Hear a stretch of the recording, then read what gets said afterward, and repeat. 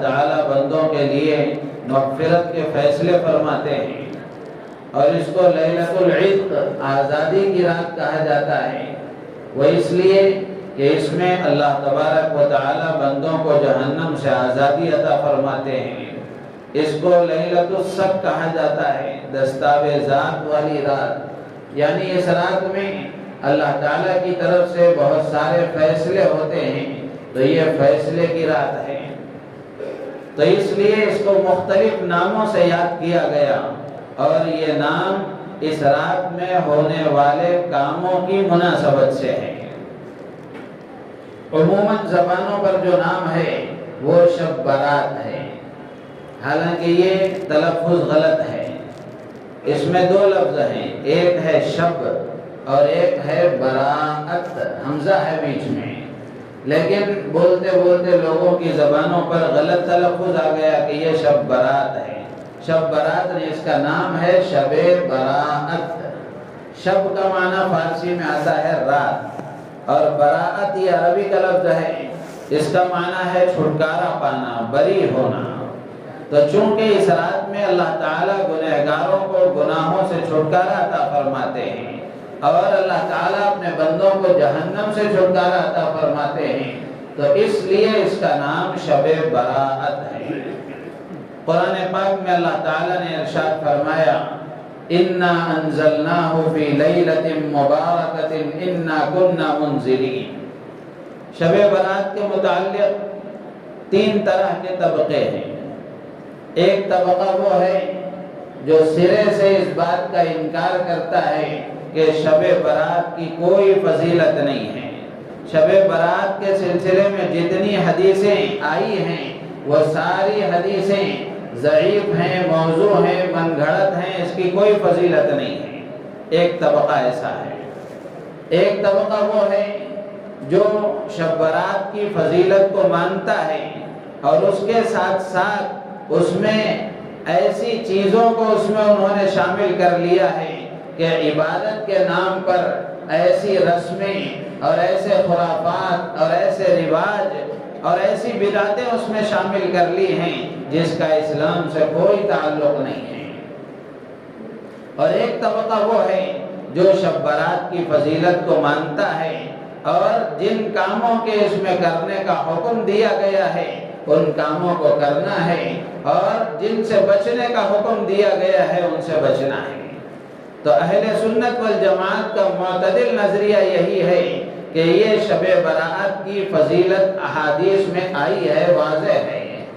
لکھا ہے کتابوں میں 10 صحابہ سے تقریباً اس رات کی فضیلت سے متعلق احادیث وارد ہوئی ہیں۔ اگرچہ کہ درجے کے اعتبار سے احادیث کا درجہ ضعیف ہے، لیکن یہ باتیں حدیث کے فن سے تعلق رکھنے والی ہیں۔ اس کو میں اس لیے عرض کر رہا ہوں کہ اب یہ باتیں عام لوگوں کی زبانوں پر بھی آ گئی، عام لوگوں کی زبانوں پر بھی آ گئی، جبکہ ان کا تعلق اہل علم سے تھا۔ علم والے اپنے علمی بحث و مباحثے میں اس کو شامل کیا کرتے تھے، لیکن اب عام لوگوں کی زبانوں پر بھی یہ بات آ گئی۔ یہ الگ بات ہے کہ کہنے والا اس سے واقف نہیں ہوتا، ان اصطلاحات کو جانتا نہیں ہے کہ اس کا کیا مطلب ہے۔ تو اگرچہ کہ درجے کے اعتبار سے یہ احادیث ضعیف ہیں، لیکن محدثین اور اصول حدیث کے ماہرین کا کہنا یہ ہے کہ ایک حدیث ضعیف ہوتی ہے، لیکن کئی صحابہ سے وہ نقل ہو کر آ جائے اور اس کی تائید میں کئی اور احادیث بھی مل جائیں تو پھر اس میں تقویت پیدا ہو جاتی ہے، پھر اس میں قوت آ جاتی ہے۔ تو اگرچہ کہ شب برات سے متعلق جتنی حدیثیں ہیں وہ درجے کے اعتبار سے ضعیف ہیں، لیکن 10 صحابہ سے کوئی بات منقول ہو تو کیا اس میں کوئی قوت نہیں ہوگی، کوئی طاقت نہیں ہوگی؟ کیا وہ غلط بات ہو سکتی ہے؟ تو اس لیے شب برات کی فضیلت مسلم ہے۔ حضرات صحابہ کرام رضوان اللہ تعالی علیہم اجمعین کے دور میں بھی شب برات کا اہتمام ہوتا تھا، اور اس میں عبادتوں کا اہتمام ہوتا تھا۔ تابعین کے دور میں بھی، تبع تابعین کے دور میں بھی شب برات کا لحاظ کیا جاتا تھا، اور اس کی فضیلت کو تسلیم کر کے اس میں عبادتوں کا اہتمام کیا جاتا تھا۔ تو اس لیے شب برات کی فضیلت سے متعلق یہ بات ہمارے ذہن میں ہونی چاہیے کہ شب برات کی فضیلت احادیث سے ثابت ہے، یہ کوئی من گھڑت باتیں نہیں ہیں۔ یہ اس لیے عرض کر رہا ہوں کہ ایک آدمی ہے جس کا نظریہ یہ ہے، جو یہ سمجھتا ہے کہ شب برات کی کوئی فضیلت نہیں ہے، آپ کا نظریہ آپ کو مبارک ہے، آپ اپنے دماغ میں رکھتے ہوئے اپنے نظریے پر آپ عمل کریں، آپ آزاد ہیں، لیکن اپنے نظریے کو دوسرے پر تھوپنا یہ اچھی بات نہیں ہے کہ دوسرا آدمی جو اس کو مانتا ہے، اس کی فضیلت کو تسلیم کرتا ہے، اس میں عبادت کا اہتمام کرتا ہے، تو اب اس کو انگلیاں کرنا اور اس کو خامخواہ اعتراض کا نشانہ بنانا کہ تم لوگ یہ کیا کرتے ہو، یہ حدیثوں سے ثابت نہیں ہے، کرنے والے بھی تو کوئی بیوقوف نہیں ہیں، ان کے سامنے بھی تو حدیث ہیں۔ تو اس لیے یہ بات ہمارے دل و دماغ میں ہونی چاہیے۔ تقریباً 10 صحابہ اکرام رضوان اللہ تعالی علیہم اجمعین سے شب برات کی فضیلت کے سلسلے میں اور اس رات میں ہونے والے خاص کاموں کے سلسلے میں اللہ کے نبی علیہ السلام سے روایتیں منقول ہیں۔ قرآن پاک کی آیت جو خطبے میں نے پڑھی، سورہ دخان کی آیت ہے، اس میں اللہ تعالی ارشاد فرماتے ہیں اِنَّا أَنزَلْنَاهُ فِي لَيْلَةٍ مُبَارَكَةٍ کہ ہم نے اس کتاب قرآن پاک کو مبارک رات میں نازل کیا، مبارک رات میں نازل کیا۔ تو یہ لیلت مبارکہ سے کیا مراد ہے؟ اکثر مفسرین کا، جمہور مفسرین کا کہنا یہ ہے کہ یہاں لیلہ مبارکہ سے شب قدر مراد ہے، اس لیے کہ قرآن کے نزول کی جو بات ہے وہ تو قرآن میں صاف اور واضح اور ظاہر ہے کہ اِنَّا أَنزَلْنَاهُ فِي لَيْلَةِ الْقَدْرِ وَمَا أَدْرَاكَ مَا لَيْلَةُ الْقَدْرِ۔ سورۃ القدر میں اللہ نے صاف فرمایا کہ ہم نے اس قرآن کو شب قدر میں نازل کیا ہے، تو اس لیے یہاں لیلت مبارکہ سے شب قدر مراد ہے۔ لیکن حضرت عکرمہ رحمۃ اللہ علیہ اور کچھ مفسرین کی ایک جماعت کی رائے یہ ہے کہ یہاں لیلت مبارکہ سے شب برات مراد ہے۔ اگر شب برات مراد لی جائے تو پھر اللہ نے جو قرآن کے نازل کرنے کی بات کہی ہے وہ تو شب قدر میں ہوئی، اور آپ یہاں شب برات کیسے مراد لے سکتے ہیں؟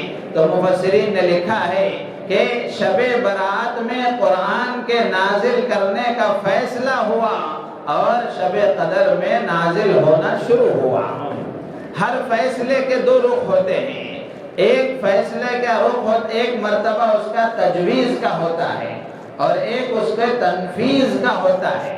تجویز کا مطلب یہ ہے کہ ایک بل پاس کر دیا جاتا ہے کہ یہ کام ہونا ہے، پھر ایک مرحلہ آتا ہے جس میں اس پر عمل کرنا شروع کیا جاتا ہے۔ تو شب برات میں قرآن کے نازل کرنے کا فیصلہ ہوا کہ اب آئندہ آنے والی جو شب قدر ہے اس شب قدر میں قرآن کو نازل کیا جائے گا۔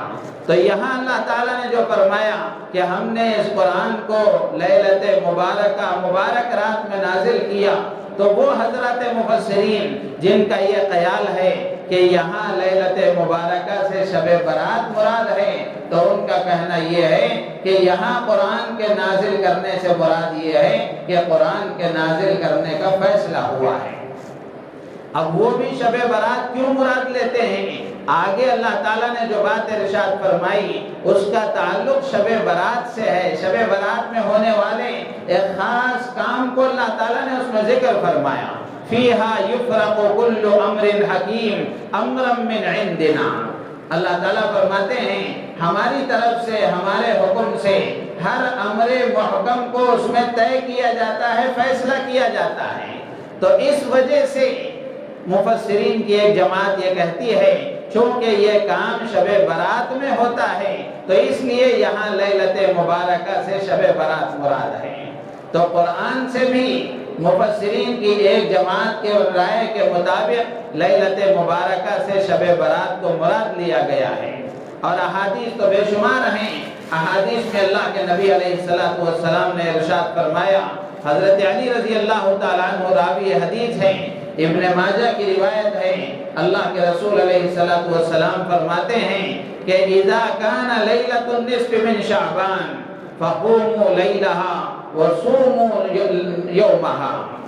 अल्लाह के नबी अलैहिस्सलाम इरशाद फरमाते हैं कि जब शाबान की 15वीं रात हो तो तुम उसकी रात में इबादत करो, और फिर उसके बाद में रात के गुजरने के बाद में जो दिन आता है 15वीं शाबान का, उसमें तुम रोजा रखो। आज शाबान की 14वीं तारीख थी, दिन की 14वां दिन था। अब रात जब शुरू हुई मगरिब के बाद से, तो ये 15वीं शाबान की रात शुरू हुई। कल का जो दिन आएगा वो 15वीं शाबान का दिन होगा। इस्लामी तारीख में दिन का जो आगाज होता है, तारीख की जो शुरुआत होती है वो रात से होती है, चांद से होती है।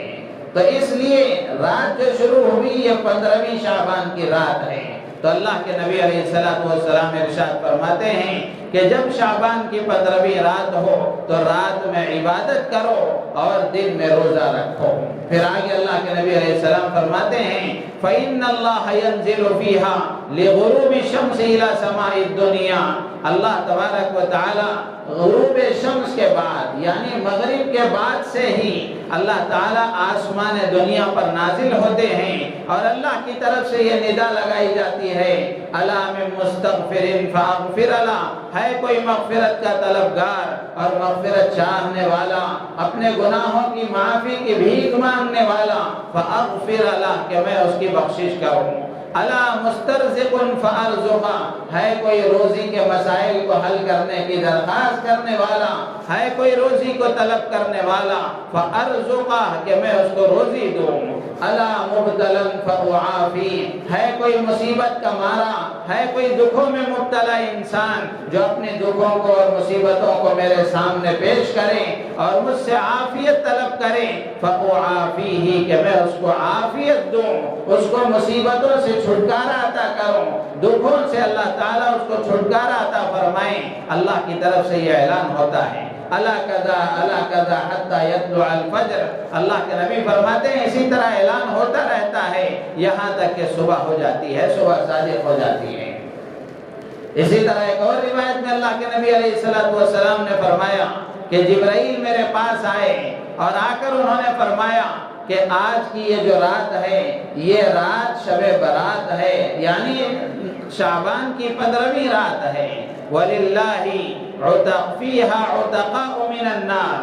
अल्लाह के नबी अलैहिस्सलाम फरमाते हैं कि इस रात में अल्लाह की तरफ से जहन्नम से लोगों को आज़ाद किया जाता है बिअददि शुऊरि गनमि कल्बिन।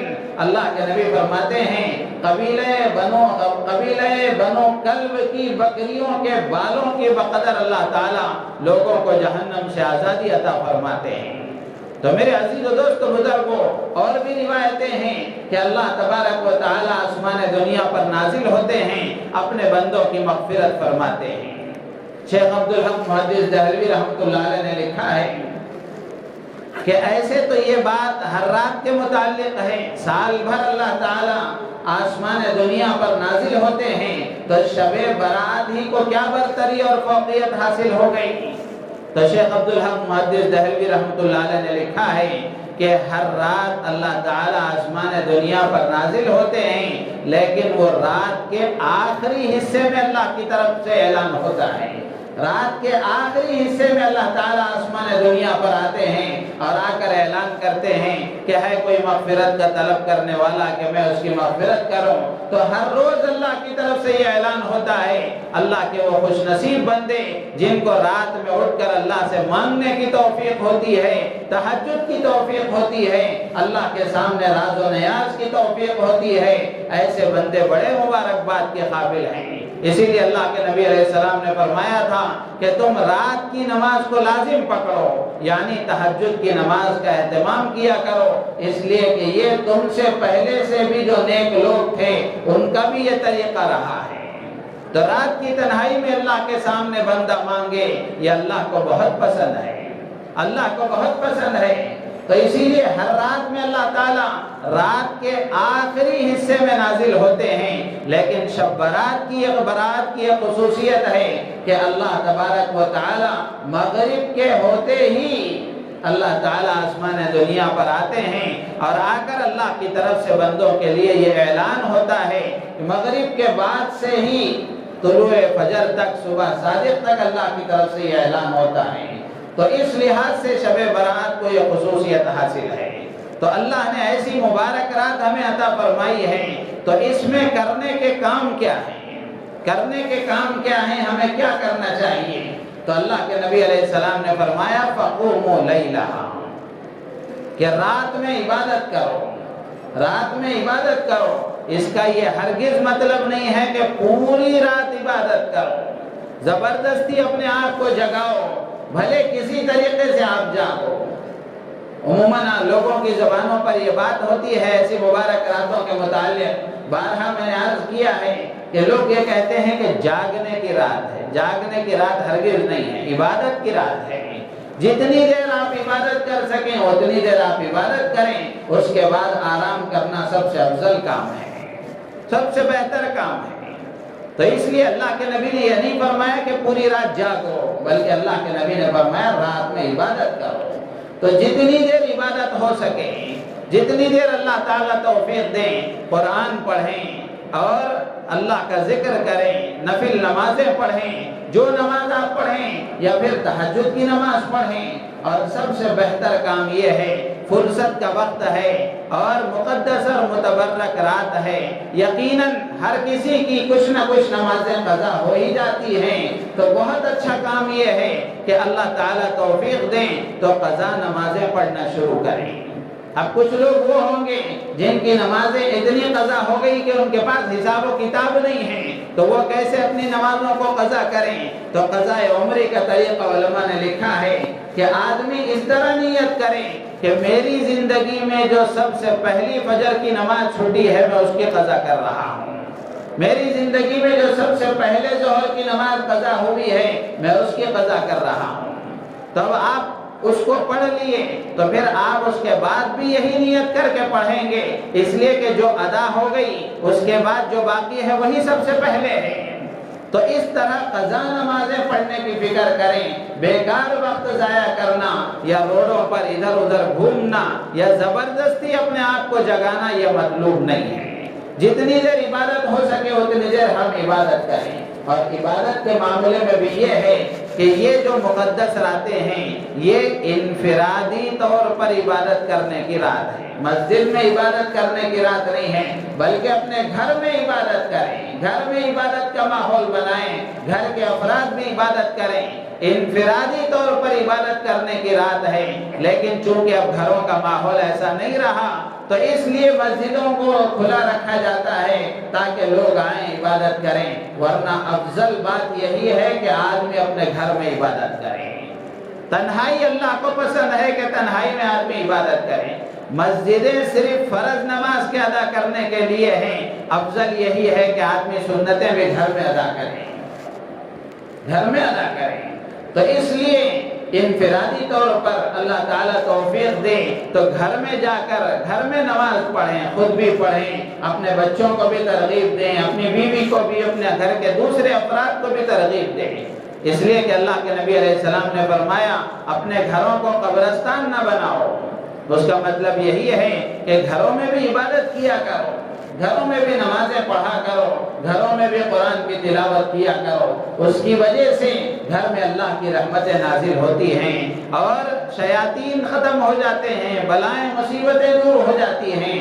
لیکن ہم وہ کام کرنے کے لیے تیار نہیں ہیں۔ پتہ نہیں آج کیسی کیسی رسمیں گھروں میں ہوئی ہوں گی، لیکن جو کام کرنے کا ہے وہ کام نہیں ہوتا۔ یہ شیطان نے بڑی اچھی چال چلی ہے، دشمنان اسلام نے مسلمانوں کو بڑے اچھے انداز سے دھوکہ دیا ہے کہ ایسی مقدس راتوں میں ایسے کاموں میں لگا دیا جس کا اسلام سے کوئی تعلق نہیں ہے۔ تو میرے عزیز و دوستو، بزرگوں کرنے کا کام یہ ہے کہ رات میں ہم عبادت کریں، اور اسی طریقے سے رات میں ایک روایت میں آتا ہے اللہ کے نبی علیہ السلام آرام فرما رہے تھے، حضرت جبرائیل علیہ السلام آئے، حضور پاک صلی اللہ علیہ وسلم کی خدمت میں حاضر ہوئے اور انہوں نے عرض کیا کہ اللہ کے نبی آج شعبان کی 15ویں رات ہے اور اس رات میں اللہ تبارک و تعالی اتنے زیادہ بندوں کو جہنم سے آزادی عطا فرماتے ہیں، لہذا آپ اپنے مردوں کے لیے دعائے مغفرت کا اہتمام فرمائیے۔ اللہ کے نبی علیہ السلام حجرہ مبارک میں اما عائشہ صدیقہ رضی اللہ تعالیٰ عنہ کے پہلو میں لیٹے ہوئے تھے۔ اللہ کے نبی علیہ السلام آہستہ سے اٹھے تاکہ حضرت عائشہ کی نیند خراب نہ ہو۔ اللہ کے نبی علیہ السلام آہستہ سے اٹھ کر سیدھے آپ جنت البقیع گئے۔ حضرت عائشہ صدیقہ رضی اللہ تعالیٰ عنہ کی آنکھ کھل گئی، دیکھا کہ حضور بازو نہیں ہیں تو باہر نکلی، باہر نکل کر ادھر ادھر آزو بازو کے گھروں میں دیکھا، وہاں بھی نظر نہیں آئے تو دیکھا کہ آپ بقیع کے قبرستان میں ہیں، تو پھر آ کر واپس انہوں سو گئی۔ اللہ کے نبی علیہ السلام نے دیکھ لیا اور واپس آئے۔ واپس آ کر اللہ کے نبی نے دیکھا کہ حضرت عائشہ کا سانس پھول رہا ہے۔ پوچھا کہ عائشہ کیا تم نے یہ سمجھ لیا کہ اللہ کا نبی تمہارے ساتھ بے وفائی کرے گا، یعنی تمہاری باری میں کسی اور بیوی کے پاس چلا جائے گا، کیا تم نے یہ سمجھ لیا؟ تو حضرت عائشہ صدیقہ رضی اللہ تعالیٰ عنہ نے فرمایا کہ اللہ کے رسول واقعتاً میرے دماغ میں یہی وسوسہ آیا تھا۔ تو اللہ کے نبی علیہ السلام نے فرمایا کہ عائشہ آج شعبان کی 15ویں رات ہے اور آج کی رات میں اللہ تبارک و تعالی بندوں کے لیے مغفرت کا اعلان فرماتے ہیں، بندوں کو جہنم سے آزادی عطا فرماتے ہیں۔ تو اس کی وجہ سے علماء نے لکھا ہے کہ قبرستان کو جانا یہ بھی اس رات کا ایک عمل ہے، لیکن اس کو لازم نہیں سمجھنا چاہیے، اس لیے کہ اللہ کے نبی علیہ السلام سے شب برات میں صرف ایک مرتبہ قبرستان کو جانا ثابت ہے، وہ بھی آہستہ سے چپکے سے جانا ثابت ہے۔ اس کا یہ مطلب نہیں ہے کہ آپ ایسا سمجھ جائیں کہ شب برات پوری اسی وقت ہوگی جب قبرستان کو جائیں گے، ایسا نہیں ہے۔ اگر آپ کسی وقت چلے گئے تو ٹھیک ہے، نہیں جا سکے تو بھی کوئی حرج نہیں ہے، لیکن اپنے مرحومین کے لیے دعائے مغفرت کرنا، ان کے لیے ایصال ثواب کرنا یہ تو مطلوب چیز ہے۔ آپ مسجد میں بیٹھے بیٹھے یا گھر میں بیٹھے بیٹھے قرآن کی تلاوت کریں، جو صورتیں آپ کو یاد ہوں وہ پڑھیں اور ان کے لیے ایصال ثواب کریں، یا اللہ توفیق دے تو قبرستان کو بھی جائیں۔ اللہ کے نبی علیہ السلام نے حدیث میں فرمایا کنت نہیتکم عن زیارت القبور، میں تمہیں پہلے قبرستان جانے سے روکتا تھا، فزوروہا، لیکن اب اجازت دیتا ہوں کہ تم قبرستان جاؤ۔ لیکن قبرستان کو جانا کس لیے ہے؟ پھول چڑھانے کے لیے یا پھر اور دوسرے ڈرامہ بازی کے لیے نہیں ہے۔ اللہ کے نبی نے فرمایا قبرستان کو جانے کی اجازت میں نے اس لیے دی ہے فَإِنَّهَا تُذَكِّرُ الْآخِرَةَ، کہ قبر کو دیکھ کر تمہیں تمہاری آخرت یاد آئے گی، قبر یاد آئے گی۔ آج کوئی اور سو رہا ہے، کل کو مجھے وہاں سونا ہے اور میں تنے تنہا رہوں گا، میرے ساتھ کوئی پرسان حال نہیں رہے گا، میرے اعمال ہوں گے اور میں رہوں گا، میرے اعمال کے حساب سے میرے ساتھ سلوک کیا جائے گا۔ تو قبرستان کو جا کر آدمی کو اپنی قبر یاد آئے، اپنے برزخ کی زندگی یاد آئے، اپنی آخرت یاد آئے۔ لیکن آج آپ قبرستان کو جائیں تو آپ کو لگے گا کہ آپ فنکشن ہال میں آئے ہیں، آپ فنکشن ہال میں آئے ہیں۔ میرے عزیز و دوست بزرگوں، قبرستان کو جانا اس لیے ہے تاکہ اپنے مرحومین کے لیے ایصال ثواب بھی ہو اور اسی کے ساتھ ساتھ خود کو بھی آخرت کی یاد آئے، خود کو بھی قبر کی یاد آئے، خود کو بھی اس کا احساس ہو کہ آج کوئی اور یہاں سو رہا ہے، کل کے دن مجھے بھی یہاں سونا ہے۔ تو اس لیے قبرستان کو جانا یہ بھی ایک مستحب عمل ہے۔ اور اسی طریقے سے اللہ کے نبی علیہ السلام نے فرمایا وَصُومُوا نَهَارَهَا، کہ دن کا روزہ رکھو، رات گزرنے کے بعد جو دن آتا ہے یعنی کل پیر کا جو دن ہے اس دن کا روزہ رکھو۔ لیکن یہ روزہ بھی نہ فرض ہے، نہ واجب ہے، نہ سنت ہے، بلکہ مستحب ہے۔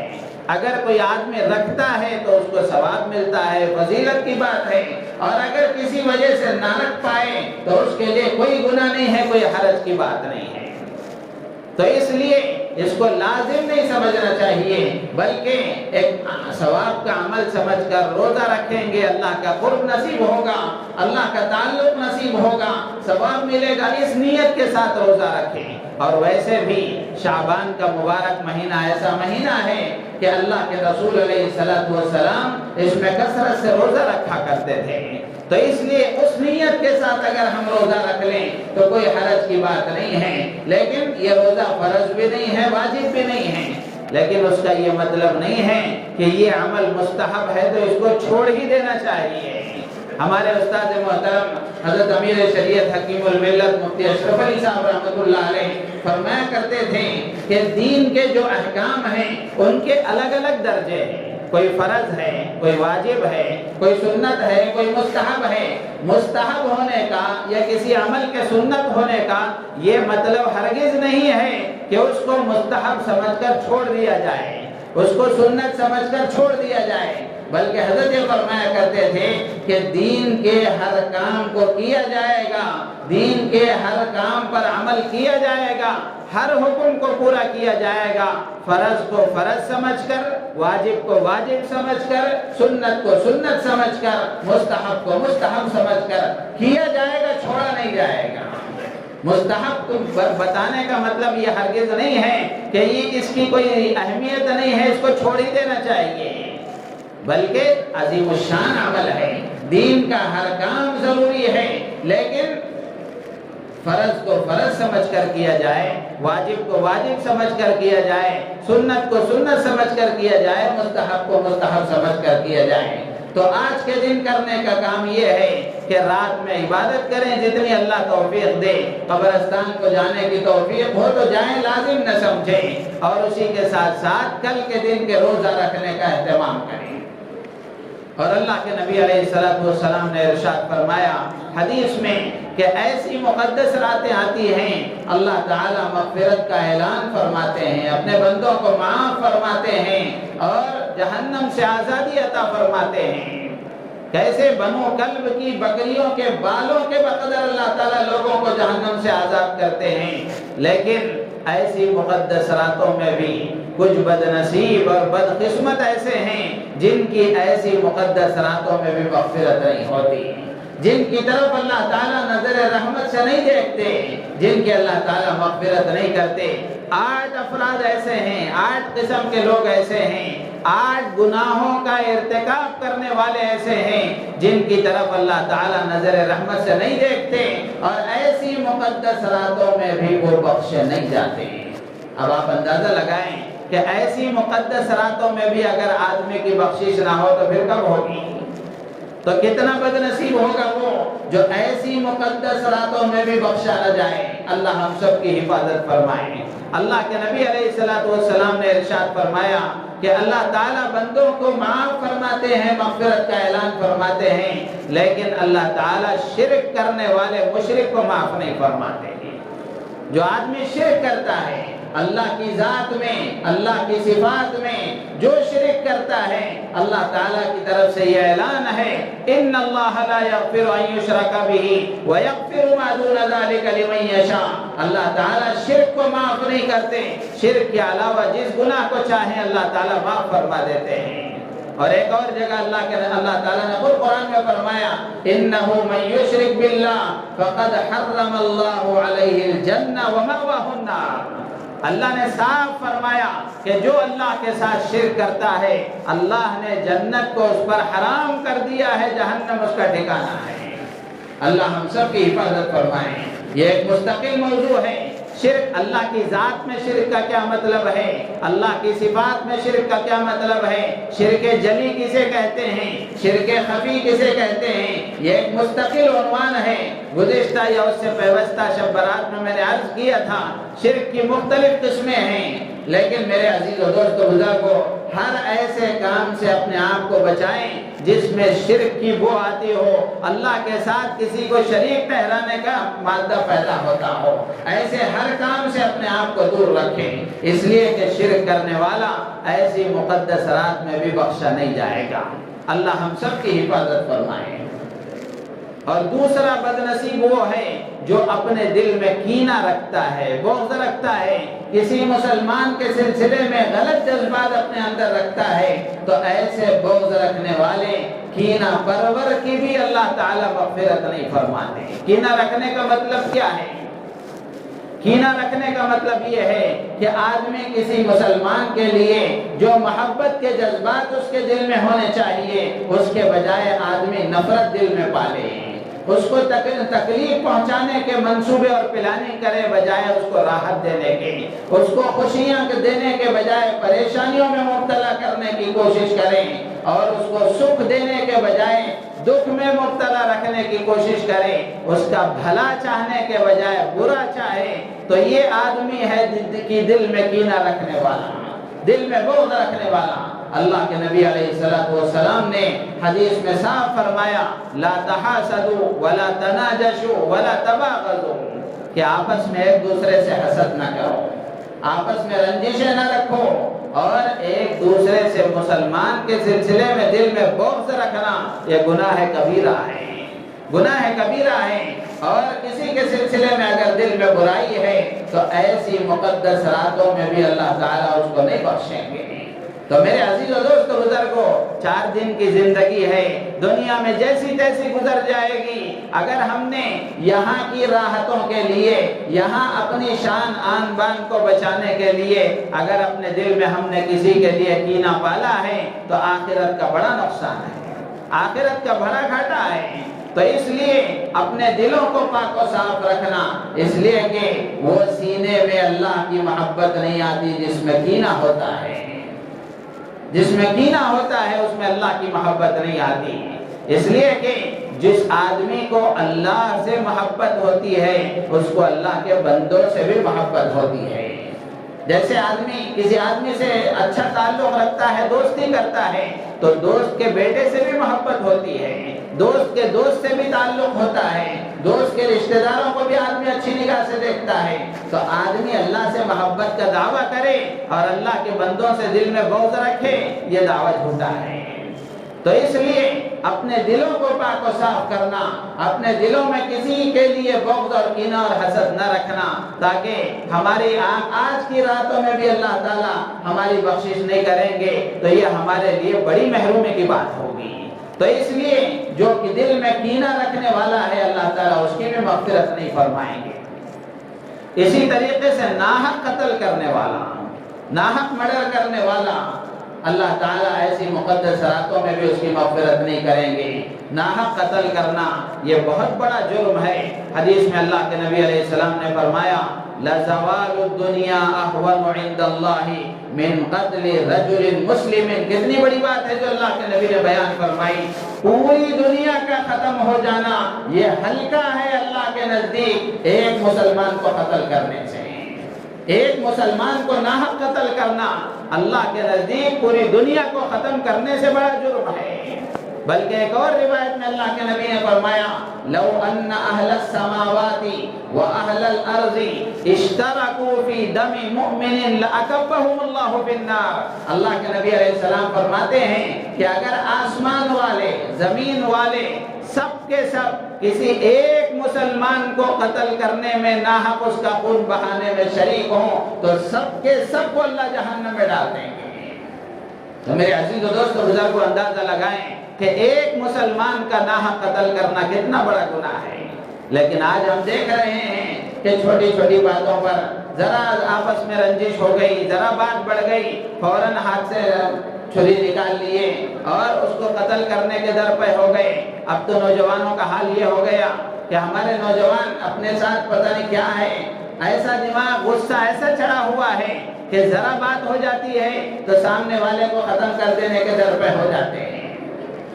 میرے عزیز و دوست و بزرگوں، کسی کو ناحق قتل کرنا اور کسی کا مرڈر کرنا کتنا بڑا گناہ ہے، اور ایسی مقدس راتوں میں اللہ تعالیٰ ناحق قتل کرنے والے کی بھی مغفرت نہیں کریں گے۔ اور اسی طریقے سے اللہ کے نبی علیہ السلام نے فرمایا کہ بدکار عورت، زنا کرنے والا، ناجائز تعلقات قائم کرنے والا، اللہ تعالیٰ آج کی مقدس راتوں میں بھی اس کی مغفرت نہیں فرمائیں گے۔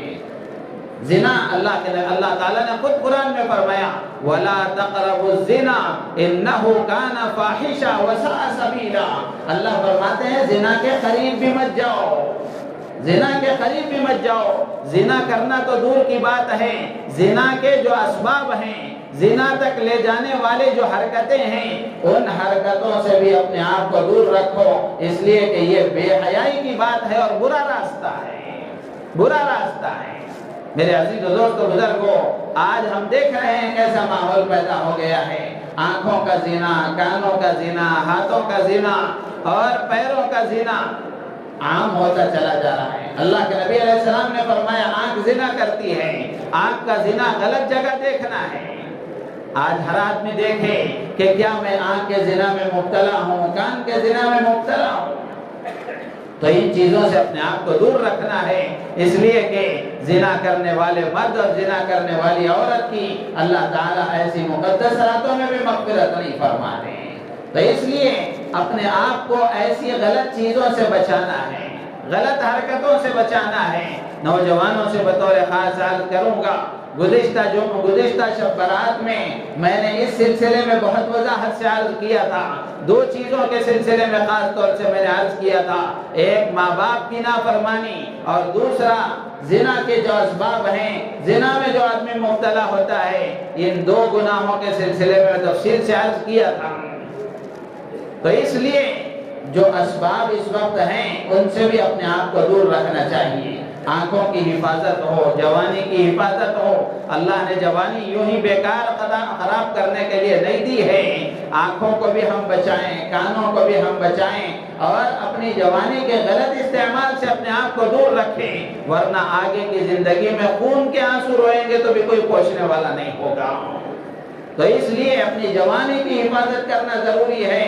اگر جوانی کی حفاظت نہ کی گئی تو پھر آگے دنیا بھی برباد ہوگی، آخرت بھی برباد ہوگی۔ تو موبائل کی غلط کاریوں سے اور غلط تعلقات سے، غلط دوستیوں سے اپنے آپ کو دور رکھنے کی ضرورت ہے۔ ماں باپ کی بڑی ذمہ داری بنتی ہے کہ ماں باپ اپنی اولاد پر کڑی نظر رکھیں۔ تربیت کرنا ہی یہ انسان کی شرافت ہے، ورنہ بچے جانوروں کے بھی ہوتے ہیں۔ انسان کو جو امتیاز حاصل ہے، جو فضیلت حاصل ہے، وہ تربیت ہی کی بنیاد پر حاصل ہے کہ انسان اپنی اولاد کی تربیت کرتا ہے۔ تو میرے عزیز و دوست بزرگوں، آج جو صورتحال معاشرے کی بگڑی ہوئی ہے، اس میں بڑا کردار ماں باپ کے اس فریضے میں کوتاہی کا ہے، اس فریضے میں کوتاہی کا ہے۔ ماں باپ نے گویا اس فریضے کو نظر انداز کر دیا، اپنے سارے کاموں کو یاد رہے، لیکن بچے کو اللہ والا بنانا، اللہ کا اس کو تعارف کرانا، اللہ کے احکامات کا اس کو پابند بنانا، اس کو دیندار بنانا، اس کو اپنا فریضہ نہیں سمجھا، جبکہ صاف لکھا ہوا ہے کہ اپنے بچوں کو دیندار بنانا یہ ماں باپ کی ذمہ داری ہے۔ تو اس لیے موبائل سے دور رکھیں، اس کے غلط استعمال سے دور رکھیں، غلط دوستیوں سے دور رکھیں، وقت پر شادی کرنے کی عادت ڈالیں۔ میرے عزیز و دوستو بزرگوں، بے حیائی کے عام ہونے میں ایک بڑا کردار اس کا ہے کہ عمریں ٹال دی جاتی ہیں، عمریں خراب کی جاتی ہیں، جس کے نتیجے میں ہمارے نوجوان غلط راہ روی کا شکار ہو جاتے ہیں، نوجوان بچیاں ادھر ادھر ہو جاتی ہیں۔ اور یہ نکاحوں میں جو تاخیر ہوتی ہے وہ اس لیے کہ ہر ایک کے اپنے اپنے الگ الگ ڈیمانڈ ہیں، ہر ایک کے اپنے الگ الگ منصوبے ہیں، اس منصوبے تک آدمی نہیں پہنچتا تب تک یہ بچہ کہیں اور پہنچا ہوتا ہے۔ تو میرے عزیز و دوستو بزرگوں، وقت پر نکاح کرنے کی ضرورت ہے اور سادے نکاحوں کو عام کرنے کی ضرورت ہے تاکہ معاشرے سے بے حیائی ختم ہو۔ اللہ توفیق عطا فرمائے۔ حدیث میں اللہ کے نبی علیہ السلام نے فرمایا کہ ایسی مقدس راتوں میں بھی اللہ تعالیٰ بندوں کی مغفرت فرماتے ہیں، لیکن ماں باپ کے نافرمان کی مغفرت نہیں کرتے ہیں، ماں باپ کی نافرمانی کرنے والے کی مغفرت نہیں کرتے ہیں۔ ماں باپ وہ عظیم سرمایہ ہیں جو آدمی کو زندگی میں ایک مرتبہ ملتے ہیں۔ باپ کا سایہ یہ اس وقت سمجھ میں آتا ہے جب یہ سایہ ختم ہو جاتا ہے، اس وقت سمجھ میں آتا ہے جب دھوپ کی کرنیں پڑتی ہیں، حالات کا آدمی شکار ہوتا ہے، اس وقت سمجھ میں آتا ہے کہ باپ تھا تو کتنا میں امن میں تھا، عافیت میں تھا۔ اور ماں کیسی انمول نعمت ہے اللہ کی۔ میرے عزیز و دوست و بزرگوں، ہمیشہ میں نے بارہا یہ بات آپ کو سنائی ہے۔ حضرت مولانا منور حسین صاحب صوفی رحمۃ اللہ علیہ فرمایا کرتے تھے کہ اگر کسی بچے سے، اولاد سے ماں اگر خوش ہے تو ساری دنیا کے قطب و ابدال مل کر اس کے حق میں بد دعا کریں، ماں باپ کی رضامندی، ماں کی رضامندی اس کا بیڑا پار کر دے گی۔ اور اگر اس کا الٹا ہے، آدمی ماں باپ کی تو خدمت نہیں کرتا، بزرگوں کے قدموں کی تلے جاتا ہے، ان کے آستان و درباروں پر جاتا ہے، ان کی خدمتوں میں جاتا ہے، لیکن ماں باپ کو وقت دینے کی توفیق نہیں ہے، ماں باپ سے پیار بھرے محبت بھرے دو جملے بات کرنے کی توفیق نہیں ہے۔ آج یہ بات اس لیے عرض کر رہا ہوں، جب باپ بوڑھا ہو جاتا ہے، ماں کی عمر ہو جاتی ہے، تو ماں باپ یہ چاہتے ہیں کہ میرے نوجوان بچے میرے ساتھ بیٹھ کر کچھ بات کریں، لیکن آج بچوں کو فرصت نہیں ہے ماں باپ سے بات کرنے کی۔ ہاں گھنٹوں بات کریں گے دوستوں سے اور موبائل پر ناجائز باتیں ہوں گی، لیکن ماں باپ سے بات کرنے کی فرصت نہیں ہے۔ تو اگر اس کا الٹا ہے کہ ماں ناراض ہے، اگر ساری دنیا کے قطب و ابدال مل کر بھی کسی کے حق میں دعا کریں تو ماں کی ناراضگی، والدین کی ناراضگی اس کا بیڑا غرق کر کے رہے گی۔ تو اس لیے اپنے ماں باپ کو خوش رکھنا، ان کی خدمت کرنا، ان سے دعائیں لینا، ان کو راحت پہنچانے کی فکر کرنا، ان کی خدمت کر کے دعائیں لینا، یہ اولاد کی ذمہ داری ہے، یہ اولاد کی ذمہ داری ہے۔ اگر ماں باپ کو ہم خوش رکھیں گے، اللہ کو ہم خوش کر دیں گے۔ ماں باپ کی ناراضگی اللہ کی ناراضگی ہے۔ اللہ کے نبی نے فرمایا سخط الرب فی سخط الوالد، رضا الرب فی رضا الوالد، کہ باپ کی رضامندی میں اللہ کی رضامندی ہے، باپ کی ناراضگی میں اللہ کی ناراضگی ہے۔ تو اس لیے والدین کا نافرمان بھی ایسی مقدس راتوں میں بخشا نہیں جائے گا۔ اسی طرح اللہ کے نبی علیہ السلام نے فرمایا قاطع رحم، رشتے ناتوں کو توڑنے والا بھی ایسی راتوں میں بخشا نہیں جائے گا۔ صلہ رحمی، رشتے ناتوں کو جوڑنا، یہ بہت بڑا عمل ہے۔ اللہ کے نبی علیہ السلام نے فرمایا اتقوا اللہ وصلوا ارحامکم، اللہ سے ڈرو، صلہ رحمی کرو، رشتوں کو نبھاؤ، تعلقات کو برقرار رکھو۔ قرآن میں تو اللہ نے فرمایا والذین ينقضون عہد اللہ من بعد میثاقہ ویقطعون ما امر اللہ به ان یوصل ویفسدون فی الارض اولئک لهم اللعنۃ ولهم سوء الدار۔ اللہ فرماتے ہیں کہ جو صلہ رحمی نہیں کرتے، قطع رحمی کرتے ہیں، اور جن تعلقات کے جوڑنے کا اللہ نے حکم دیا ہے ان تعلقات کو توڑتے ہیں، اللہ تعالیٰ فرماتے ہیں ایسے لوگوں پر اللہ کی لعنت ہے اور آخرت میں ان کا برا حشر ہوگا۔ تو اس لیے رشتے ناتوں کو جوڑنا، صلہ رحمی کا مطلب کیا ہے کہ آدمی رشتہ داروں سے ملا جلا کرے، ان سے میل جول رکھے، سلام کلام رکھے، ان کی خیر خواہی کرے، خوشی غم کے موقع پر آدمی شریک ہو، اور اگر محتاج اور ضرورت مند ہیں، اللہ نے توفیق دی ہے تو حسب ضرورت جانی خدمت کرے، مالی خدمت کرے، خبر گیری رکھے۔ اسی لیے اللہ کے نبی علیہ السلام نے فرمایا کہ اپنے رشتہ داروں کا علم حاصل کرو، معلوم کرو کہ کون تمہارا رشتہ دار ہے، کون تمہارا رشتہ دار ہے۔ آج دنیا کمانے میں آدمی اس طرح لگا ہوا ہے یا اپنی مشغولیتوں میں اس طرح لگا ہوا ہے کہ اب کے بچے کو پتہ نہیں ہے کہ اس کے سسرالی، اس کے باپ کے رشتہ داروں میں، ددیالی رشتہ داروں میں، ننیالی رشتہ داروں میں وہ چند افراد کو جانتا ہے، آگے کے رشتہ داروں کو نہیں جانتا، اور جو قریب کے رشتہ دار ہیں ان کے پاس بھی جانے کی فرصت نہیں ہے۔ جبکہ رشتے ناتوں کو جوڑنے کا حکم دیا گیا، صلہ رحمی کا حکم دیا گیا، قطع رحمی سے بچنے کی تاکید کی گئی، قطع رحمی سے بچنے کی تاکید کی گئی۔ اور آدمی اگر رشتہ داری کو نبھاتا ہے، رشتہ داروں سے اچھے تعلقات رکھتا ہے، اللہ کے نبی علیہ السلام نے فرمایا کہ صلہ رحمی کی برکت سے اللہ تعالی خاندانوں میں محبت پیدا فرماتے ہیں، گھر کے افراد میں محبت پیدا ہوتی ہے۔ ظاہر سی بات ہے کہ آدمی اپنے سسرالی رشتہ داروں میں، اپنے دادیالی رشتہ داروں میں، ننیالی رشتہ داروں میں، اور اپنی پھوپھیوں کے پاس، خالاؤں کے پاس، ماموں کے پاس، چچاؤں کے پاس جاتا آتا رہے، ان کی خیر خبر معلوم کرتا رہے، ان کی ضرورتیں ہوں، اللہ نے توفیق دی ہے تو اس کو پورا کرتا رہے، تو ظاہر سی بات ہے محبت تو پیدا ہوگی، محبت تو پیدا ہوگی۔ تو اسی لیے اللہ کے نبی نے فرمایا کہ رشتہ داری کو نبھانا، صلہ رحمی کرنا، اس کی وجہ سے محبت پیدا ہوگی۔ اور اللہ کے نبی علیہ السلام نے فرمایا کہ اس کی وجہ سے اللہ تعالیٰ مال میں برکتیں عطا فرمائیں گے۔ ظاہر سی بات ہے آدمی جس کے پاس ملاقات کے لیے جائے گا، رشتہ داروں کے پاس آتا جاتا رہے گا تو مال خرچ کرے گا، جائے گا تو کچھ نہ کچھ ہدیے لے کر جائے گا، تو خرچ آدمی کرتا ہے، اللہ تعالیٰ اس کا بدل اس کو ضرور عطا فرماتے ہیں۔ اللہ سے لینے کا راستہ ہی یہ ہے کہ آدمی اللہ کے لیے دینے والا بنے، اللہ کے لیے دینے والا بنے۔ جو آدمی اللہ کے لیے نہیں دیتا اس کے مال میں برکت نہیں ہوتی اور وہ مال اکٹھے کسی مصیبت کا شکار ہو جاتا ہے۔ اللہ کے نبی علیہ السلام نے فرمایا کہ صبح میں ایک فرشتہ اعلان کرتا ہے کہ اے اللہ خرچ کرنے والے کو اس کا بدل عطا فرما، ہر روز اعلان ہوتا ہے۔ اور دوسرا فرشتہ اعلان کرتا ہے، دعا کرتا ہے، اے اللہ مال کو روک روک کر رکھنے والے کے مال کو ہلاک فرما۔ فرشتے کی دعا قبول نہیں ہوگی، یقیناً قبول ہوگی۔ تو اس لیے اللہ کے نبی نے فرمایا کہ رشتوں کو جوڑنا، رشتے ناتوں کو نبھانا، اس سے اللہ تعالیٰ مال میں برکتیں عطا فرمائیں گے۔ اور تیسرا فائدہ اللہ کے نبی نے بیان فرمایا کہ رشتہ داروں کے حقوق کو ادا کرنے کی وجہ سے، صلہ رحمی کی وجہ سے اللہ تعالیٰ اس کی عمر میں برکت عطا فرمائیں گے، عمر میں برکت عطا فرمائیں گے۔ اور اسی طرح ایک اور روایت میں اللہ کے نبی علیہ السلام نے فرمایا کہ صلہ رحمی کی وجہ سے اللہ تعالیٰ اسے بری موت سے بچا لیں گے، بری موت سے اللہ تعالیٰ اس کی حفاظت فرمائیں گے۔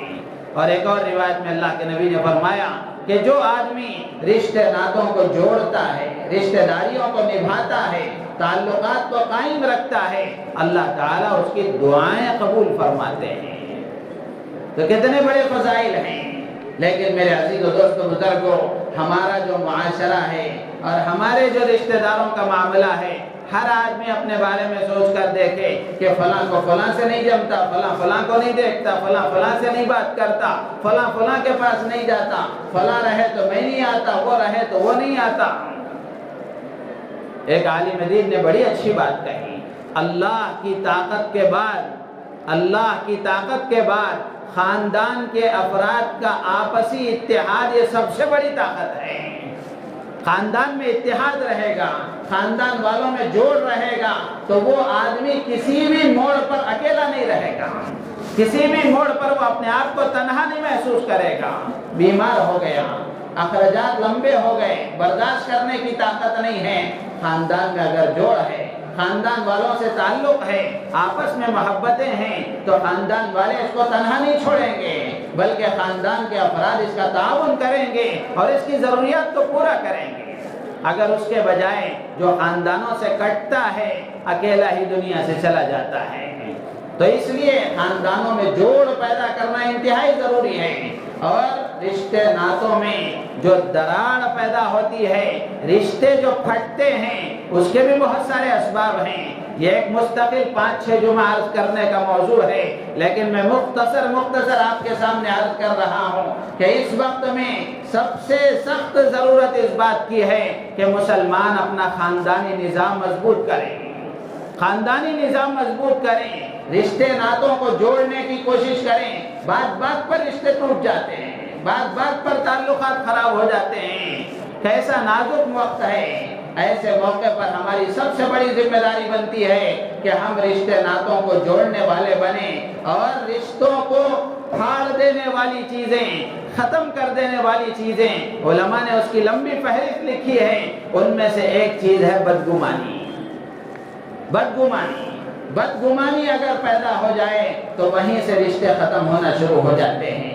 شوہر کے دماغ میں بیوی کے سلسلے میں بدگمانی پیدا ہو جائے، بیوی کے ذہن میں شوہر کے سلسلے میں بدگمانی پیدا ہو جائے، اولاد کے ذہن میں ماں باپ کے لیے، ماں باپ کے سلسلے میں اولاد کے ذہن میں اگر بدگمانیاں پیدا ہو جائیں تو پھر خاندان کے خاندان تباہ ہو جاتے ہیں، رشتے آپس میں ٹوٹ جاتے ہیں۔ 2 و 3 واقعے آپ کے سامنے عرض کر کے میں اپنی بات ختم کروں گا کہ بدگمانیاں کیسی ہوتی ہیں اور اس کا انجام سوائے پچھتاوے کے کچھ نہیں ہوتا، سوائے پچھتاوے کے کچھ نہیں ہوتا۔ آپ دیکھ لیں بہت سارے لوگ آتے ہیں کہ حضرت فون پر بات کر رہا تھا، بیوی نے بات کرنے میں ذرا آگے پیچھے کیا اور بات کرنے میں ذرا تلخ لہجہ اس نے اپنایا، غصے میں آ کر میں نے 3 طلاق کہہ دیا۔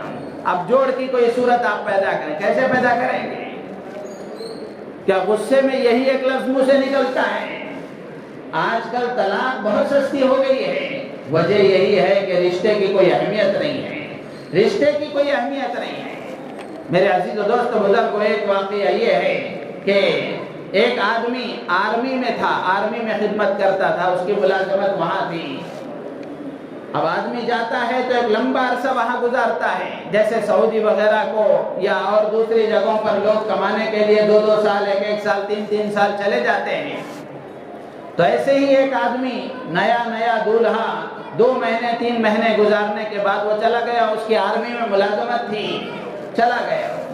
جانے کے بعد 2 سال کے بعد وہ واپس آ رہا ہے، واپس آنے سے پہلے شیطان نے اس کا دماغ خراب کیا۔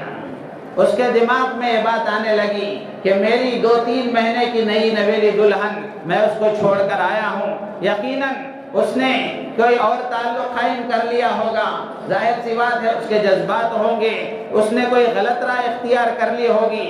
ایسے اس کے دماغ میں باتیں آنے لگی اور یہ سوچتا ہوا وہ گھر کی طرف آیا سفر کر کے، اور اس نے یہ سوچا کہ یہ میرے ہاتھ میں بندوق ہے، اگر گھر کو جانے کے بعد مجھے کوئی ایسی بات محسوس ہوئی، ایسا اگر مجھے لگا تو یہ گولی ہوگی اور میری بیوی کا سر ہوگا، اس کو ختم کر دوں گا۔ یہ سوچتا ہوا آ رہا ہے، گھر کے قریب آیا تو دیکھا کہ کھڑکی میں سے، دریچے میں سے اس کی بیوی کسی کو بلا رہی ہے۔ اب اس کا جو دماغ میں جو پک رہا تھا اور جو غلط چیز اس کے دماغ میں آ رہی تھی، جو بدگمانی تھی، اس کو اور تقویت مل گئی، اس کی جو بات تھی اس کو اور مضبوطی حاصل ہو گئی۔ تو اس نے وہاں سے گولی شوٹ کیا، جس کے نتیجے میں وہ بیوی وہیں سے دھڑم گر گئی، چلے گئی۔ گھر آیا، گھر آنے کے بعد اس نے گھر کو کھولا، کھولنے کے بعد دیکھا کہ گھر میں ایک بڑا سانپ آیا ہوا ہے اور وہ بیوی تنہا گھر میں ہے۔ وہ مجبوری میں کسی باہر اجنبی کو آواز دے رہی ہے کہ گھر میں سانپ آیا ہوا ہے، میں عورت ذات تنہا ہوں، کوئی آ کر میری مدد کرے۔ یہ بدگمانی کا اثر تھا۔ اب یہ سوائے پچھتاوے کے کچھ نہیں ہے۔ تو میرے عزیز و دوستو بزرگوں، اپنا گمان پاک و صاف رکھنا ضروری ہے، دماغ پاک و صاف رکھنا ضروری ہے۔ اسی طرح ایک واقعہ لکھا ہے کہ ایک آدمی نے اپنے بیٹے کو حکم دیا اور کہا کہ بیٹا، فریج میں امرود جام وغیرہ رکھا ہوا ہے، اس کو اٹھا کر لاؤ۔ بیٹا گیا۔ ہوتا ایسا ہے کہ سامنے جو چیز نظر آتی ہے اس کا ایک رخ ہوتا ہے، پیچھے کوئی اور بات ہوتی ہے۔ آدمی اگر صرف سامنے کے رخ کو دیکھ کر فیصلہ کر لیتا ہے تو پیچھے کا رخ دیکھتا ہے تو پھر اس کو افسوس ہوتا ہے۔ تو ایک آدمی نے اپنے بیٹے سے کہا کہ بیٹا، فریج میں جام یا امرود رکھا ہوا ہے، اس کو اٹھا کر لاؤ۔ بیٹا گیا، جا کر اس نے اٹھا کر باپ کو دینے سے پہلے وہ کھانے لگا۔ اب باپ کے دماغ میں آیا کیسا ناہنجار اور بدتمیز ہے کہ میں نے اس سے منگایا تو وہ بجائے مجھے دینے کے وہی کھانے لگا۔ اب وہ اپنی بات ظاہر کرنا ہی چاہ رہا تھا اور اس کو ڈانٹنا ہی چاہ رہا تھا۔ بیٹے نے سامنے سے کہا کہ ابا جان، میں 2-3 یہ امرود چک کر رہا ہوں، وہ اس لیے کہ کون سا اچھا ہے جو میں آپ کی خدمت میں پیش کروں، کون سا میٹھا ہے، کون سا اچھا ہے، کون سا مناسب ہے آپ کی خدمت میں پیش کروں، اس لیے میں اس کو چک کر رہا ہوں، ذرا آپ انتظار کر لیجئے۔ یہاں دماغ میں کیا پک رہا ہے؟ بیٹے کے سلسلے میں یہ بات آ رہی ہے۔ تو میرے عزیز و دوست بزرگوں، ایسی بہت ساری مثالیں آپ اپنی روزمرہ کی زندگی میں دیکھتے ہیں، اور موبائل جب سے آیا ہے اس وقت سے تو بدگمانیوں کا گویا ہول سیل دکان کھل گیا ہے۔ تو میرے عزیز و دوست بزرگوں، بدگمانیاں یہ رشتوں کو ختم کر دیتی ہیں، رشتوں کو پھاڑ دیتی ہیں اور رشتے ناتوں کو ختم کر دیتی ہیں۔ شاعر نے بڑی اچھی بات کہی تھی، دشمنی لاکھ سہی ختم نہ کیجئے رشتہ، دشمنی لاکھ سہی ختم نہ کیجئے رشتہ، دل ملے یا نہ ملے ہاتھ ملاتے رہیے، دل ملے یا نہ ملے ہاتھ ملاتے رہیے، اور ہاتھ ملاتے رہیں گے اللہ تعالیٰ وہ ملانے کی برکت سے ایک نہ ایک دن دل میں ملا دیں گے۔ اور رشتہ داریاں ہیں، تعلقات ہیں، لیکن کئی سال گزر جاتے ہیں آدمی رشتہ داروں کے پاس نہیں جاتا، تو یہ رشتہ داروں کے حقوق کی حق تلفی ہے، حق تلفی ہے۔ رشتہ داروں کے ساتھ تعلق رکھنا، ان کی خبر گیری کرنا۔ کسی شاعر نے بڑی اچھی بات کہی، رواج تو یہی ہے دنیا کا، مل جانا بچھڑ جانا، رواج تو یہی ہے دنیا کا، مل جانا بچھڑ جانا، تم سے یہ کیسا رشتہ ہے، نہ ملتے ہو نہ بچھڑتے ہو۔ تو میرے عزیز و دوست بزرگوں، رشتہ داروں کے ساتھ تعلقات یہ انتہائی ضروری ہے۔ ہر آدمی اپنے خاندان کی فکر کرے۔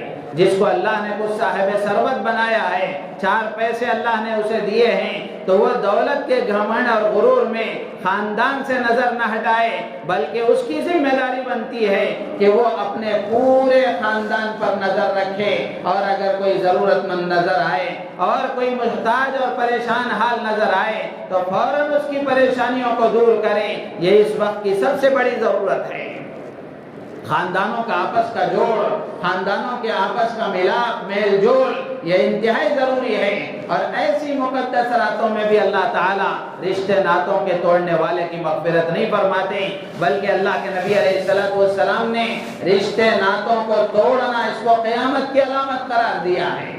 لا تقوم الساعة حتى يظهر خطيئة الارحام، اللہ کے نبی علیہ السلام نے فرمایا قیامت اس وقت تک قائم نہیں ہوگی جب تک کہ رشتے ناتوں کو توڑنے کا رواج نہ ہو جائے۔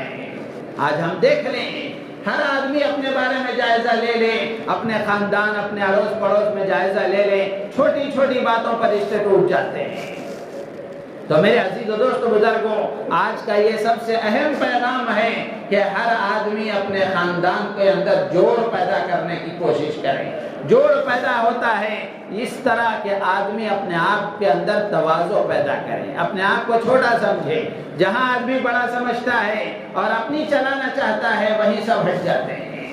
حضرت علی رضی اللہ تعالیٰ عنہ نے فرمایا متکبر کا کوئی دوست نہیں ہوتا، جو اپنے آپ کو بڑا سمجھنے والا ہوتا ہے کوئی اس کے منہ لگنا نہیں چاہتا، اس کے قریب آنا نہیں چاہتا۔ جو سب کو جوڑ کر چلتا ہے، جو بڑا ہوتا ہے، عربی کا مشہور قول ہے سید القوم خادمہم، قوم کا سردار قوم کا خادم ہوتا ہے۔ بادشاہ، یہ بادشاہ یقیناً ہے، لیکن یہ قوم کا خدمت گزار ہے۔ اللہ نے اس کو بادشاہت اس لیے دی ہے تاکہ وہ قوم کی خدمت کرے۔ تو اس لیے میرے عزیز و دوست بزرگوں، رشتے ناتوں کو توڑنے والے کی بھی آج کی رات میں مغفرت نہیں ہوتی، تو ہم میں سے ہر ایک کی ذمہ داری ہے کہ رشتوں کو جوڑنے کی ہم فکر کریں، رشتوں کو جوڑنے کی فکر کریں۔ اسی طرح ایک اور بات عرض کر کے اپنی بات ختم کروں گا۔ اللہ کے نبی علیہ السلام نے فرمایا کہ ازار، پینٹ، تہبند، لنگی وغیرہ ٹخنے سے نیچے لٹکانے والے کی اللہ تعالیٰ آج کی رات میں مغفرت نہیں کریں گے۔ اب آپ اندازہ کر کے دیکھیں کتنا بڑا گناہ ہے، گناہ کبیرہ ہے ٹخنے ڈھانگنا اور ٹخنے سے نیچے کپڑا لٹکانا، یہ گناہ کبیرہ ہے۔ کیا نوجوان بوڑھے بھی اس اسٹائل میں مبتلا ہیں؟ بوڑھے بھی یہ چاہتے ہیں کہ میں جوان نظر آؤں، اس کے لیے وہ اپنی پینٹیں اسی طرح نیچے لٹکاتے ہوئے چلتے ہیں۔ اللہ کے نبی علیہ السلام نے فرمایا کہ جو آدمی اپنا ازار اور اپنا کپڑا ٹخنے سے نیچے لٹکاتا ہے، قیامت کے دن اللہ تعالیٰ اس کو رحمت کی نظر سے نہیں دیکھیں گے۔ میرے عزیز و دوستو بزرگوں، بڑے دکھ کی بات ہے کہ مسلمانوں کا بڑا طبقہ اس میں مبتلا ہے۔ بڑا طبقہ فیشن سمجھ لیا ہے، اس کو کیا کریں گے؟ فیشن اس کو سمجھ لیا ہے تو کیا کریں گے؟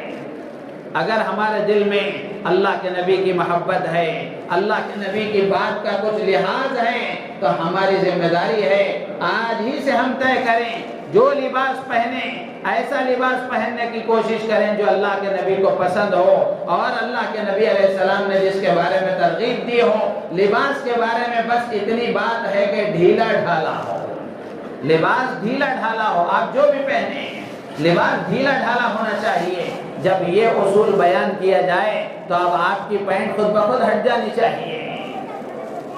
تو اس لیے کوشش کریں اس بات کی کہ ہمارا لباس نبی کے لباس جیسا ہو، نبی کی تعلیمات کے مطابق ہو، اور ٹخنے سے نیچے لباس پہننے کی جو عادت ہمارے اندر غیروں کی مشابہت میں، فیشن پرستی میں اور ماحول کے بہاؤ میں بہہ کر جو ہم نے اپنے ٹخنوں کو ڈھانپنے کے عادی ہو گئے ہیں، اللہ کے نبی علیہ السلام نے اس کو سخت بڑا گناہ قرار دیا ہے۔ اور ایسی مبارک راتوں میں بھی اللہ کے نبی علیہ السلام نے فرمایا کہ ٹخنے ڈھانکنے والے کی مغفرت نہیں ہوتی، اللہ اس کی طرف نظر رحمت سے نہیں دیکھتے۔ تو اس لیے میرے عزیز و دوست بزرگوں، یہ جو گناہ بیان کیے گئے، ان گناہوں سے اپنے آپ کو دور رکھنے کی کوشش کریں۔ نمبر وار میں اس کو گنا دیتا ہوں: شرک کرنے والا، کینہ اور بغض رکھنے والا، ناحق قتل کرنے والا، زنا کرنے والا، رشتے ناتوں کو توڑنے والا، ٹخنوں سے نیچے اپنے ازار کو لٹکانے والا، والدین کی نافرمانی کرنے والا، ایک اور بدنصیب جس کا اللہ کے نبی علیہ السلام نے تذکیرہ فرمایا کہ وہ شراب پینے والا، نشے کا عادی، اللہ تعالیٰ آج کی رات میں بھی اس کی مغفرت نہیں فرمائیں گے۔ تو اس لیے ان گناہوں سے اپنے آپ کو دور رکھنے کی فکر کریں۔ اللہ تعالیٰ سے دعا ہے اللہ تعالیٰ ہم سب کو آج کی مقدس رات کی برکتیں اللہ تعالیٰ مجھے آپ کو پوری امت مسلمہ کو عطا فرمائے۔ اللہ تعالیٰ جن لوگوں کو آج جہنم سے آزاد کریں گے، اللہ تعالیٰ ہم سب کو، ہمارے ماں باپ کو، ہمارے خاندان والوں کو، پوری امت مسلمہ کو اللہ تعالیٰ اس میں شامل فرمائے۔ اور اللہ تعالیٰ جن بندوں کی مغفرت فرمائیں گے ان خوش نصیب بندوں میں اللہ تعالیٰ ہمارا بھی شمار فرمائے۔ آخر میں ایک بات عرض کر کے اپنی بات ختم کروں گا۔ جیسے نماز کے بعد بھی میں نے آپ کے سامنے اعلان کیا تھا کہ آئندہ اتوار کو ہمارے مکتب کا سالانہ جلسہ ہے، اس کا ایک لمبا خرچ ہے۔ ماشاءاللہ ہمیشہ آپ حضرات تقاضوں کو پورا کرتے ہیں، اللہ تعالیٰ نے توفیق دی ہے، مال دیا ہے، تو مال کیسی کیسی جگہوں پر خرچ ہوتا ہے یہ بھی ایک مستقل موضوع ہے۔ ہنسی آتی ہے مسلمانوں کے مال خرچ کرنے کے مواقع کو دیکھ کر کہ دنیا بھی برباد ہو رہی ہے، آخرت بھی برباد ہو رہی ہے۔ ایک مثال میں عرض کروں، آپ پیلس وغیرہ کے شادی محلوں کو چلے جائیں، وہاں شادی ہوتی ہے تو باہر استقبال کے لیے جو عورتوں کو کھڑا کیا جاتا ہے وہ کرائے پر لائی جاتی ہیں، کیا وہ بھی مال خرچ کرنے کا کوئی موقع ہے؟ اللہ کے پاس اس کا حساب ہوا تو ہم کیا حساب دیں گے؟ کیا یہ بھی کوئی خرچ کرنے کا موقع تھا؟ تو ایسی بہت ساری چیزیں ہر آدمی اپنے بارے میں دیکھے کہ میرا مال کہاں خرچ ہو رہا ہے۔ اللہ نے مال دیا ہے تو مال کے کمانے میں بھی ہم آزاد نہیں ہیں، مال کے خرچ کرنے میں بھی آزاد نہیں ہیں، بلکہ اللہ کے نبی کے تعلیمات کے پابند ہیں، اور یہ پابندی ہی ہمارے لیے عافیت ہے، قید نہیں ہے۔ یہ پابندی ہی ہمارے لیے عافیت ہے، اور یہ پابندی ہی ہمارے لیے نجات ہے۔ تو اس لیے اللہ نے جن کو مال دیا ہے وہ حضرات آگے بڑھ کر اللہ کے دین کے لیے، قرآن کی نسبت پر، اور اس وقت جو مکتب کی تعلیم ہے یہ فرض عین کی تعلیم ہے۔ پورے ملک میں ہمارے اکابر یہ بات چلا رہے ہیں اور اس کی ترغیب دے رہے ہیں کہ ہر آدمی اپنے بچے کو دینی تعلیم سے آراستہ کرے، ہر بڑا آدمی وہ خود بھی دینی تعلیم سے آراستہ ہو، اپنی نوجوان بچیوں کو دینی تعلیم سے آراستہ کریں، اپنی عورتوں کو دینی تعلیم سے آراستہ کریں، اس لیے کہ جہالت آدمی کو جہنم میں لے جاتی ہے۔ جہالت کی وجہ سے آج پتہ نہیں کیسی کیسی حرکتیں ہمارے نوجوان بچے، ہماری نوجوان بچیاں کر رہی ہیں اور ہم اپنی آنکھوں سے دیکھ رہے ہیں۔ قرآن پڑھنے والا، قرآن کا نور جس کے دل میں داخل ہو جاتا ہے، اللہ کی ذات سے امید ہے کہ اللہ اس کے ایمان کی حفاظت فرمائیں گے، اس کے ایمان کی حفاظت فرمائیں گے۔ تو اس لیے اس وقت میں ایک گویا ایک تحریک کے طور پر یہ کام کرنے کی ضرورت ہے، اور ہر ایک کو فکر مند ہونے کی ضرورت ہے کہ ہر نوجوان دینی تعلیم سے آراستہ ہو، ہر نوجوان بچی دینی تعلیم سے آراستہ ہو، اور ہر بچہ جو اسکول کو جانے والا ہے یا اسکول کو نہ جانے والا ہے وہ دینی تعلیم سے آراستہ ہو، اس کی فکر کریں۔ بہت سارے ماں باپ اپنے بچوں کو مکتب سے اس عذر کی وجہ سے دور رکھ دیتے ہیں کہ وقت نہیں ملتا، اسکول کو جاتا ہے، پھر ٹیوشن کو جاتا ہے، جس کی وجہ سے دینی تعلیم حاصل کرنے کا وقت نہیں ملتا۔ تو میرے عزیز و دوست بزرگو یہ ایسا ہی ہے، وائرس تو مسلسل بھرا جا رہا ہے، اینٹی وائرس کا کوئی انتظام نہیں ہے، تو یقیناً وہ سافٹ ویئر خراب ہوئے بغیر نہیں رہے گا، وہ خراب ہو ہی جائے گا۔ تو اس لیے ضرورت ہے اس بات کی کہ آج یہ جو مکاتب ہیں یہ مکاتب اینٹی وائرس کا کام کرتے ہیں. اگر ہم اپنے بچوں کو ان مکاتب میں داخل نہیں کریں گے، دینی تعلیم سے آراستہ نہیں کریں گے، تو آنے والا جو ارتداد کا سیلاب ہے، جو ماحول ہے، جو نیو ایجوکیشن پالیسی پاس ہوئی ہے، اس میں مذہبی طور پر تو کوئی بات نہیں کہی گئی ہے، لیکن اس کو ہندوستان کے کلچر کے طور پر شرک پیش کیا گیا ہے. اور ہمارے بچے یہ پڑھیں گے، اب اسکول کو جائیں گے تو پڑھیں گے ہی، بھیجیں اسکول کو ضرور منع نہیں ہے، لیکن اس کے لیے اینٹی وائرس کا بھی انتظام کرنے کی کوشش کریں. اسی مکتب کے لیے آپ حضرات سے گزارش کی جا رہی ہے، جس کو اللہ نے جتنی طاقت دی ہے، یہ موقع ہے کہ قرآن کی نسبت پر اللہ تعالیٰ اس کے مال کو قبول کر لیں تو یہ اس کے لیے سعادت کی بات ہے. خوش نصیب ہے وہ مالدار جس کا مال اللہ دین کے تقاضوں پر قبول فرما لیتے ہیں. مساجد کے لیے، مدارس کے لیے، مکاتب کے لیے، دینی تحریکوں کے لیے جس کا مال استعمال ہو جاتا ہے، دینے والا احسان نہیں کر رہا ہے، جہاں قبول ہو رہا ہے ان کا اس پر احسان ہے. اس جذبے کے ساتھ جب آدمی مال خرچ کرے گا تو دینے کے بعد اس کے اندر غرور نہیں پیدا ہوگا. تو اس لیے میرے عزیز و دوست و بزرگوں، آپ سب حضرات سے درخواست ہے کہ اپنی اپنی استطاعت کے مطابق اس کے لیے اپنے آپ کو آگے بڑھائیں. اللہ نے جس کو جتنی استعداد دی ہے اپنے مال کو قرآن کی نسبت پر خرچ کریں. انشاءاللہ العزیز اللہ تعالی دنیا اور آخرت میں اس کا آپ کو بہترین بدلہ عطا فرمائے گا. اور یہ ہمارے لیے خوش نصیبی کی بات ہے کہ جب بھی یہ تقاضا پیش کیا جاتا ہے تو ماشاءاللہ آپ حضرات اس میں حصہ لیتے ہیں، بڑھ چڑھ کر آگے بڑھتے ہیں اور اس تقاضے کو پورا کرتے ہیں. ہماری دلی دعا ہے اللہ تعالیٰ آپ حضرات کو جزائے خیر عطا فرمائے، آپ کی تجارتوں میں خوب برکت عطا فرمائے، دنیا اور آخرت کی پریشانیوں سے اللہ نجات عطا فرمائے، اور خیر کے کاموں میں بڑھ چڑھ کر حصہ لینے کی اللہ تعالیٰ توفیق عطا فرمائے. درود شریف پڑھ لیں، دعا کر لیں.